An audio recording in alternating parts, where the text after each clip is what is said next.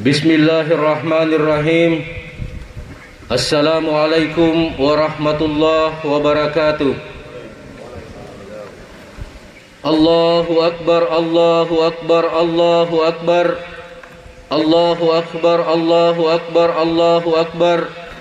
Allahu Akbar, Allahu Akbar, Allahu Akbar.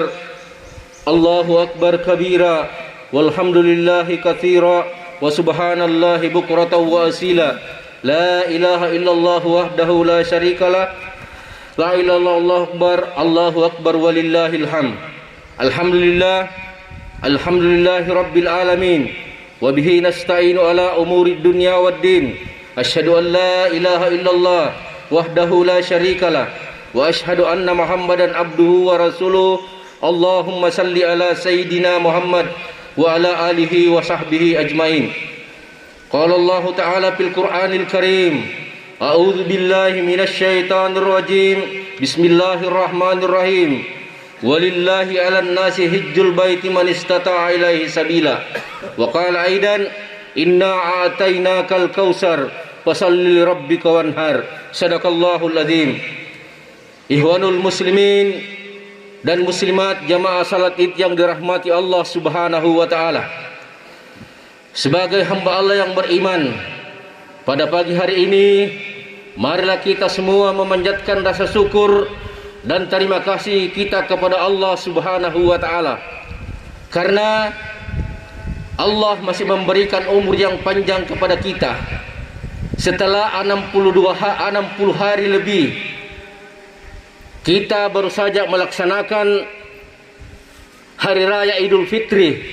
Alhamdulillah, hari ini Allah masih memberikan kesempatan kepada kita untuk melaksanakan salat Hari Raya Idul Adha, meskipun dalam situasi masih di tengah-tengah wabah COVID-19. Mungkin di tempat ini Hari Raya Idul Fitri yang lalu ada keluarga kita, ada saudara kita, orang tua kita masih sempat sama-sama salat di tempat ini, tapi mereka sudah pergi mendahului kita. Oleh karena itu kita harus mensyukuri nikmat umur yang diberikan oleh Allah kepada kita. Salawat dan salam mari kita senantiasa kirimkan kepada junjungan Nabi besar Muhammad sallallahu alaihi wasallam, Nabi yang diutus oleh Allah ke muka bumi ini sebagai contoh dan anutan bagi kita semua. Allahu akbar, Allahu akbar walillahil hamd. Allah Subhanahu wa taala memberikan nikmat yang begitu banyak kepada kita, dan manusia tidak akan mampu menghitungnya. Wa in ta'uddu nikmatallahi la tuhsuha. Sekiranya manusia mau menghitung nikmat Allah, la tuhsuha, kita tidak bisa akan menghitungnya.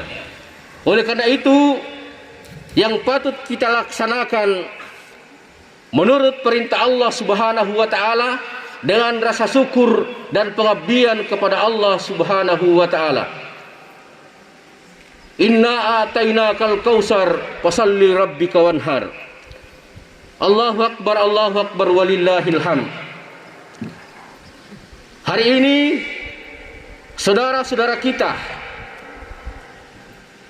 saya lihat tadi di televisi 60.000 lebih jamaah haji sedang melaksanakan wukuf di Arafah. Jamaah dari Indonesia 360 orang. Itu pun hanya yang tinggal di Arab Saudi.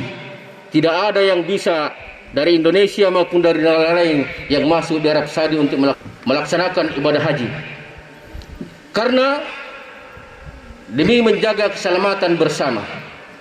Bukan berarti kita takut kepada corona, tidak takut kepada Allah.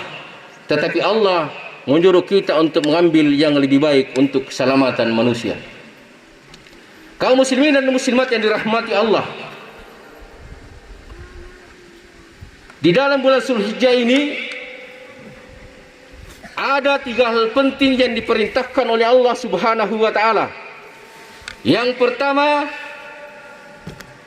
melaksanakan ibadah haji bagi yang mampu. Apa makna yang terkandung di dalamnya? Pertama, pelaksanaan ibadah haji tidak diperbolehkan memakai pakaian yang berjahit. pakaiannya hanya kain yang 2 lembar. Setinggi apapun status seseorang, pakaiannya harus sama. Di situ menggambarkan kaum muslimin sekalian, begitulah keadaan manusia apabila dibangkitkan oleh Allah dari padang mahsyar. Mereka datang dengan pakaian yang sama. Pejabat yang melaksanakan haji, rakyat biasa melaksanakan haji harus menggunakan pakaian ihram. Oleh karena itu, segala yang melekat pada kita, terkadang yang kita sombongkan, kita sebagai seorang pejabat, lepaskan pejabat, karena kita adalah hamba Allah subhanahu wa ta'ala.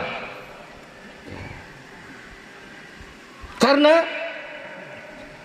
tidak ada dasarnya dan sangat tidak pantas kita menyombongkan diri di hadapan Allah subhanahu wa ta'ala.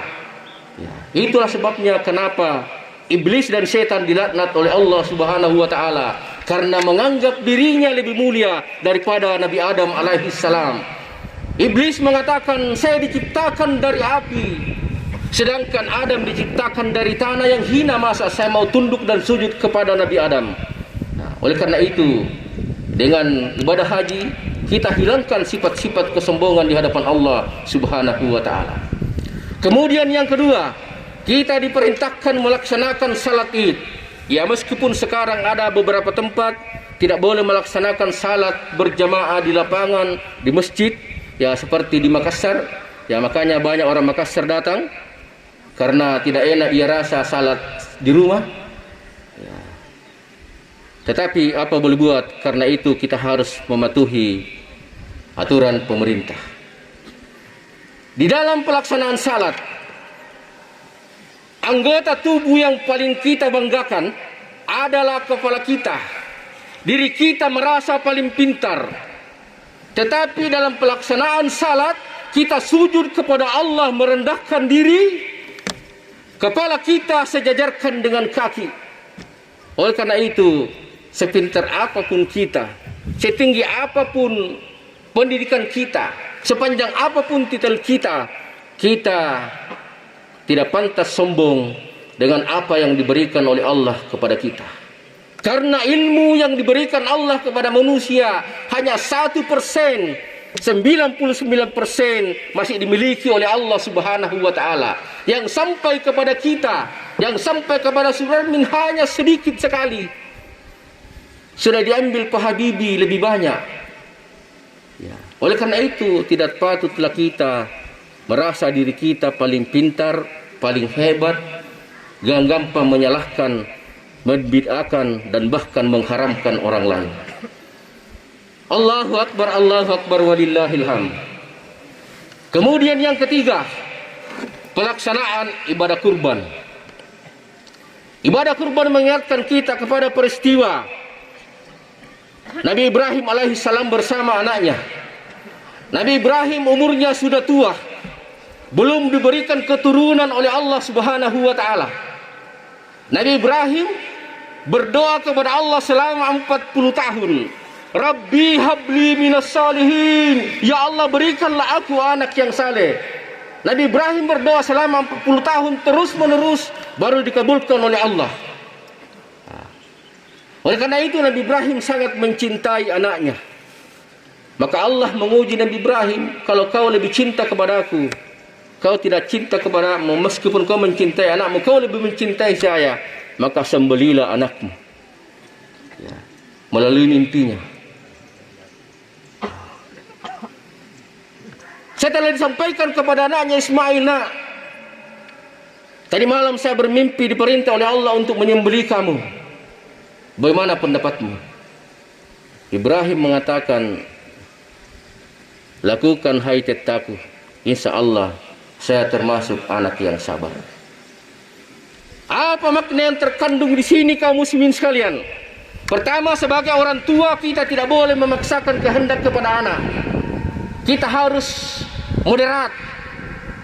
Jangan paksakan kehendak kepada anak, menyuruh ini padahal anak tidak sesuai. Oleh karena itu banyak biasa anak yang gagal. Kemudian yang kedua, di sini menggambarkan Ismail adalah seorang anak yang saleh.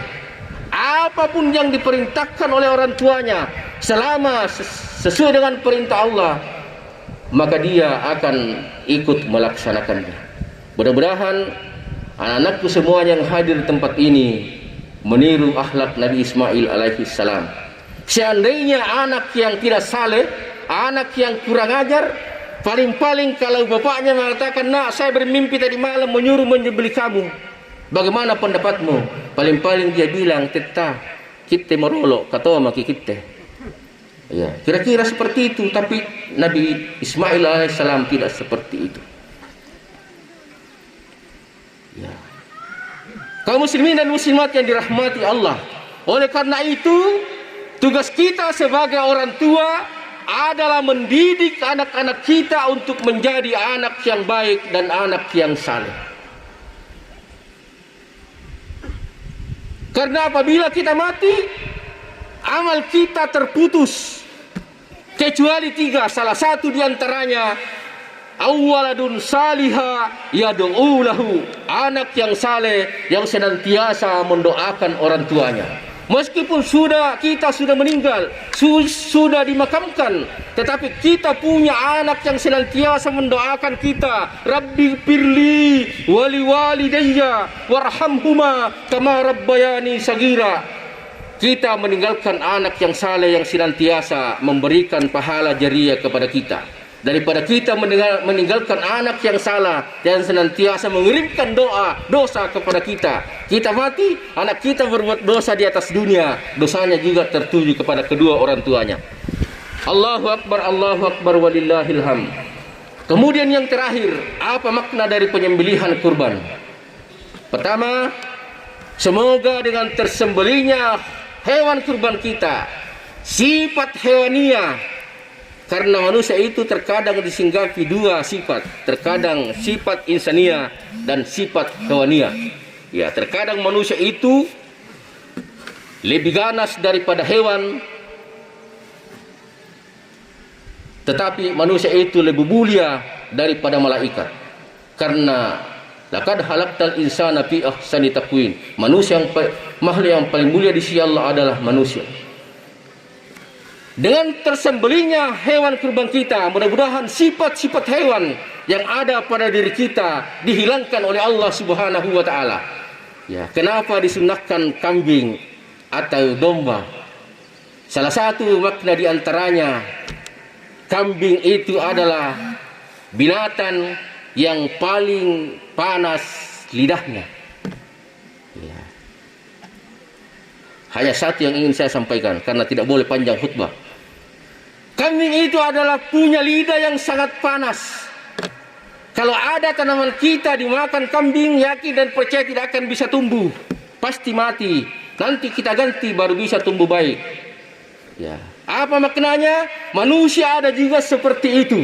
Ada manusia yang mempunyai sifat seperti kambing, lidahnya sangat panas. Apa artinya? Terkadang kalau dia berbicara, pasti menyakiti perasaan orang lain. Angit dia melihat tetangganya beli televisi, sembarang dia bilang. Dia melihat tetangganya beli mobil, ya, sembarang dia bilang. Suka menyakiti perasaan dan hati orang lain. Kaum muslimin dan muslimat yang dirahmati Allah, mudah-mudahan dengan pelaksanaan Idul Adha di tengah-tengah pandemi ini, marilah kita semua berdoa kepada Allah. Mudah-mudahan negara Indonesia dibebaskan atau diangkat penyakit corona dari bumi Indonesia. Barakallahu li wa lakum fil Qur'anil azim wa nafa'ani wa iyyakum bima fihi min ayati wa dzikril hakim wa taqabbala minna wa minkum tilawatahu innahu huwal ghafurur rahim. Allahu akbar, Allahu akbar, Allahu akbar. Allahu akbar, Allahu akbar. Allahu akbar kabira walhamdulillahi katsira wa subhanallahi bukratan wa asila. La ilaha illallah akbar, Allahu akbar walillahil hamd. Alhamdulillah, alhamdulillahi rabbil alamin. Wassalatu wassalamu ala asrafil anbiya'i wal mursalin sayyidina Muhammad wa ala alihi wa sahbihi ajmain. Asyhadu an la ilaha illallah wahdahu la syarikalah wa asyhadu anna Muhammadan abduhu wa rasuluh. Allahumma salli ala sayyidina Muhammad wa ala alihi wa sahbihi ajmain. اللهم اغفر للمسلمين والمسلمات والمؤمنين والمؤمنات الأحياء منهم والأموات إنك سميع قريب مجيب دعوات يا قاضي الحاجات ربنا آتنا في الدنيا حسنة وفي الآخرة حسنة وقنا عذاب النار عباد الله إن الله يأمر بالإحسان وإيتاء ذي القربى وينهى عن الفحشاء والمنكر والبغي يعظكم لعلكم تذكرون واذكروا الله يذكركم واسألوا من فضله يؤتكم ولذكر الله أكبر والله يعلم ما تصنعون. Assalamualaikum warahmatullahi wabarakatuh.